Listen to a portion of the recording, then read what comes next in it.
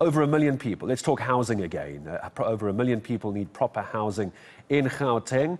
That's according to the Human Settlements MEC Lebogang Maile, speaking after this building fire that has claimed more than 70 lives, more than 50 people injured. The MEC, having taken some time to digest what's happened in the CBD yesterday, joins us this morning. MEC, hello to you. And I just want to get a sense, before we talk about plans going forward for the CBD, we can get quite broad. I want to just narrow down. Let's talk about this building and those people who now have nowhere left to live. What's their accommodation plans? What are we doing? Thank you very much. And once again, we want to send our condolences to those, the families of those who perished, and those who are in hospital, speedy recovery. We have agreed with the city that the people who need accommodation will be relocated to 3 city-owned buildings which are habitable. Those buildings are owned by the Johannesburg Housing Company, and I think they were busy refurbishing them for rental stock, so they will immediately be able to assist those who need help, irrespective of their nationality. That's the agreement we had. That at this point, we have to make sure that all the affected, because people are mourning and there can be segregation, and we need to provide service to everyone and support. So when is the timeline for all of those? Because MEC, I imagine it's also very difficult to try and understand how many people were in this building. This is the problem with the hijacked building. We actually don't know how many were there. So how do you try as the MEC to get a sense of numbers before you can come up with a plan? The preliminary figure we had yesterday was about 141 households, meaning families. And then there was just over 300 people.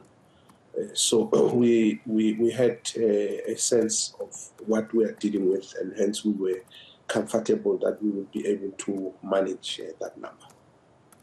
So what is the plan with the building now? Because what we need to try and ensure, I imagine, MEC, is that once the barbed wire is gone and the building has, I'm sure over time, had all the debris removed and all the damage removed, how do you stop someone, or actually how do you stop more people moving into this building?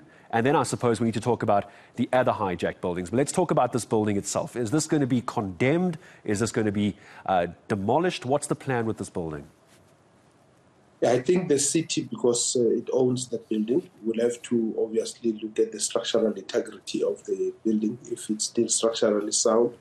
And if it's still structurally sound, it means they will just rehabilitate. And if it's not structurally sound, they would have to demolish it. That's the first thing. But the second thing is that we would be going back to court, because we, in the last 2 or 3 years, approached the courts to ask for what we called a blanket court eviction order, so that it's easy to evict people who are occupying land or buildings illegally.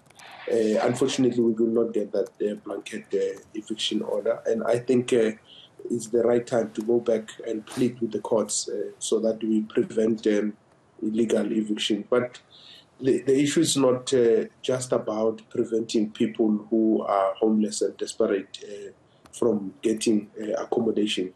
We should also look at how do we use buildings like these ones to help those who need accommodation, because they are already paying for unsafe buildings from criminal syndicates who are playing on their desperation. So it means they are prepared to pay, but they need affordable and safe, habitable buildings. So some of these buildings that the city, the provincial and national government owns, perhaps should be given to those who have the money to renovate them and convert them into affordable rental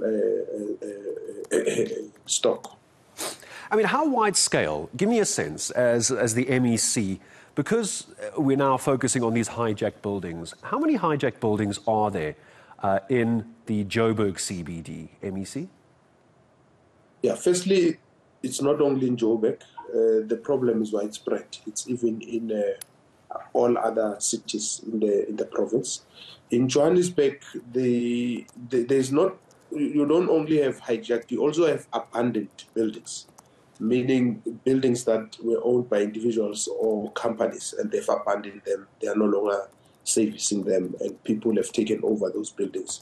The city of Johannesburg gave us an indication that they have a sense and they know that which buildings are owned by them. And I think yesterday they were telling us about 23 which are under the care of Johannesburg Housing Company. But as you know, they have another entity called Johannesburg Property Company. So it would probably have some. And then there's more than 100 abandoned buildings in the inner city. So as you can imagine, the problem is huge. It means we have to be bold in how we deal with this issue and move fast and work together with the private sector as the three spheres of government. So when you talk about the private sector, the municipality owned this particular building where the fire was yesterday. It wasn't well managed. It seems that no one really actually understood how it got to this point. What guarantees do you give residents of Joburg MEC that this isn't going to happen again this weekend or next week? Because no one knew about this building. It does make you wonder how many other buildings government doesn't know about. I think the guarantee I can give is that we are working hard and we are committed to resolving these problems and challenges.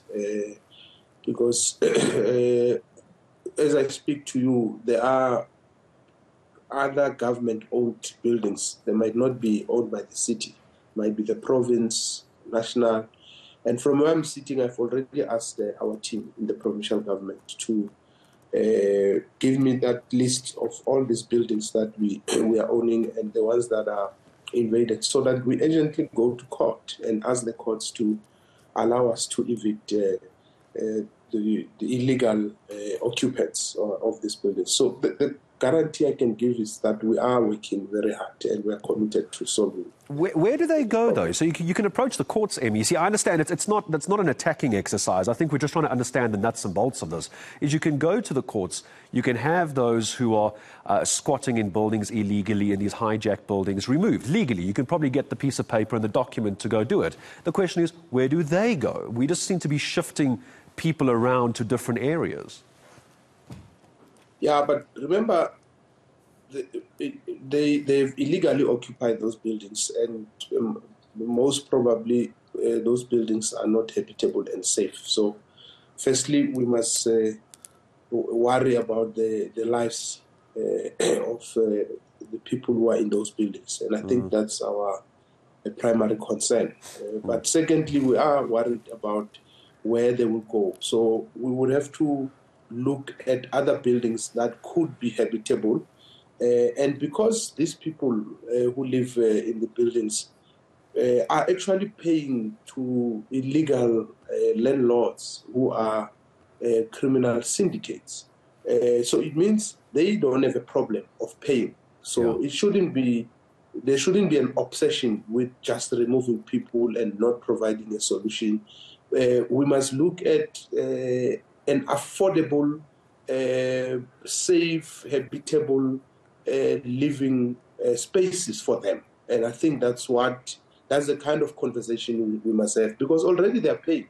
So they're saying we don't have a problem of paying, but there is not enough rental stock in the market. So we have to create that. That's why I'm saying let's look at the possibility of working with the private sector. There could be those who have money who can invest, but what incentives can we give them so that the rent is affordable to those who would be paying? Because we're talking about poor people here who are struggling to make end meet. So, and the private sector, when they invest, they obviously want a return on their investments. So we need to look at a product or a package that is affordable, but that is beneficial, mutually beneficial to the citizens and to the private sector. I want to ask you this just in closing, MEC. Yesterday, outside the building, the President, as part of his address to the media, I'll leave this as a last question, said that we are all to blame for this tragedy. What's your blame? What blame do you take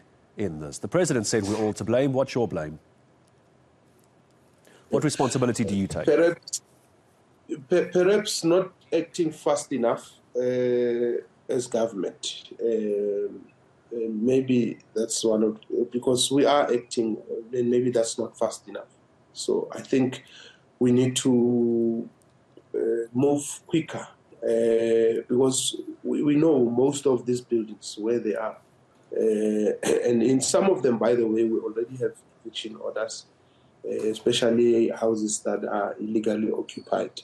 But as you correctly say, the question is, where do you take these people? So the obsession is not displacing people and taking them to the streets. We have to find a solution that is also sustainable, and maybe not acting fast enough could be a